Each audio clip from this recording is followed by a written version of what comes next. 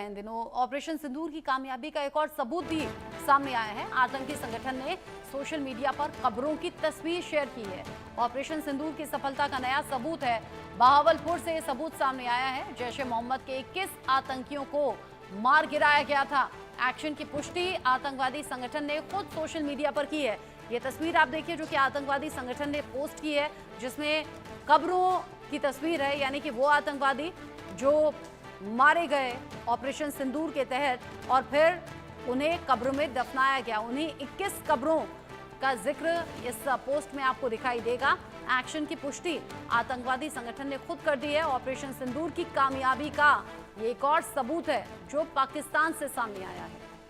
Operation सिंदूर, जहां पर 9 आतंकी कैंप्स खत्म हुए, 170 से ज्यादा आतंकी मारे गए और उसमें जैश ए मोहम्मद के 21 आतंकी जो ढेर हो गए, उन्हीं की कब्र की ये तस्वीर है। मेरे सीनियर कुलीग अजय जांडियाल जुड़ गए हैं इस खबर को लेकर ज्यादा अपडेट के साथ। अजय, यहाँ हिंदुस्तान में तो राहुल गांधी नरेंद्र सरेंडर वाला बयान दे रहे हैं और बीजेपी ने ठीक ही कहा। आतंकवादियों ने जो नहीं कहा वो कांग्रेस ने कह दिया, राहुल गांधी ने कह दिया। लेकिन पाकिस्तान, जहां से एक के बाद एक ऑपरेशन सिंदूर की सफलता की तस्वीरें सामने आ रही हैं, अब ये 21 कब्र भी उसी का सबूत है। देखिए, बिल्कुल रचना, आपने सही कहा। जिस तरीके से लगातार सियासत ऑपरेशन सिंदूर को लेकर हो रही थी, तो अगर मैं सोचता हूं कि अगर जब पुराना वक्त सर्जिकल स्ट्राइक और एयर स्ट्राइक का था, तब सबूत मांगे जा रहे थे, तो आज कम से कम ये है कि सबूत यहां सरकार को देने की जरूरत नहीं पड़ेगी, क्योंकि पाकिस्तान में बैठे आतंकी, पाकिस्तान के आम लोग और पाकिस्तान की सरकारें और जो उनके मेंबर पार्लियामेंट हैं, वही इतने सबूत दे रहे हैं कि शायद किसी चीज की जरूरत नहीं।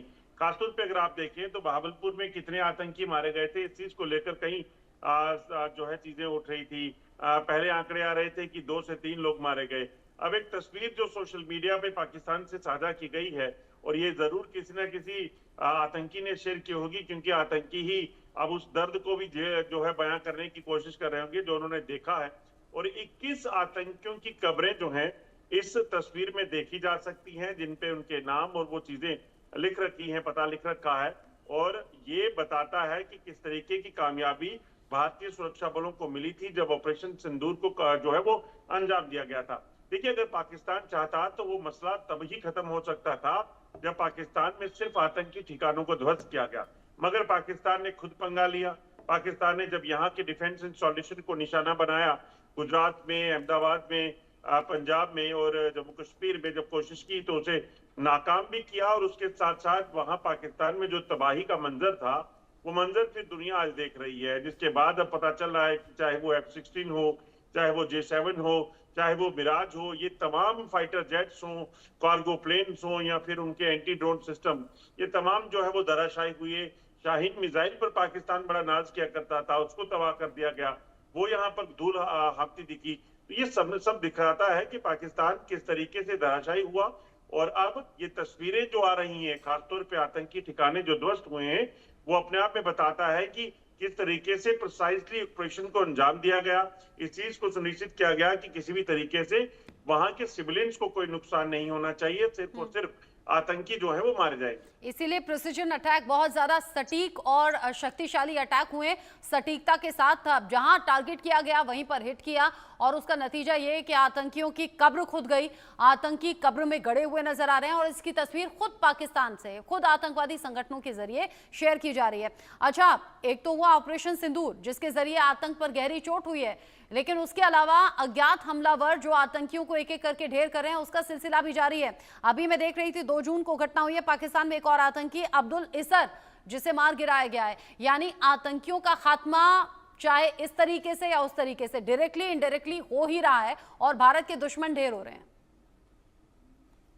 देखिए रचना, बिल्कुल अगर आप देखें तो 2022 से लेकर अभी तक 33 ऐसे आतंकी कमांडर हैं, या फिर ये कहेंगे कि टेररिस्ट है, नामी टेररिस्ट हैं, जो कि लिस्टेड टेररिस्ट थे, जिनको पाकिस्तान या फिर कनाडा में जो है उनको मारा गया है। यानी कि ये तमाम जो नाम थे उनमें बड़े नाम शामिल हैं। हालांकि इसमें सबसे बड़ी ये चीज है कि भारत को इसमें कुछ करने की जरूरत नहीं पड़ी, क्योंकि पाकिस्तान के ये आतंकी जो हैं वहीं पर पाकिस्तान में ही मारे गए, और उनको मारने के लिए भारत को कोई परिश्रम नहीं करना पड़ा।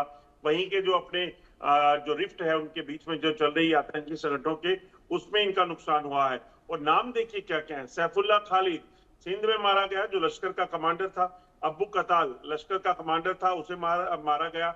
मुफ्ती शाह की बात की जाए तो उसे गलियों में जो है वो मार दिया गया। मौलाना काशी की बात की जाए तो वो मस्जिद में गया था, वहां उसकी हत्या कर दी गई।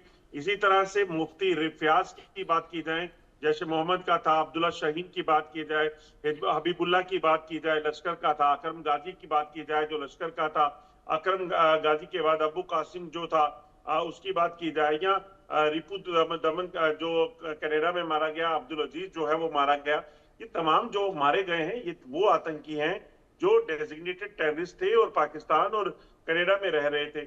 और यहाँ पर लगातार जो रिफ्ट चल रही है, देखिए जैसे गैंग वार होती है, आपस में रिफ्ट होती है गैंग की दूसरे से, इसी तरह से आतंकी संगठनों को भी कंपटीशन में लाया है पाकिस्तान ने।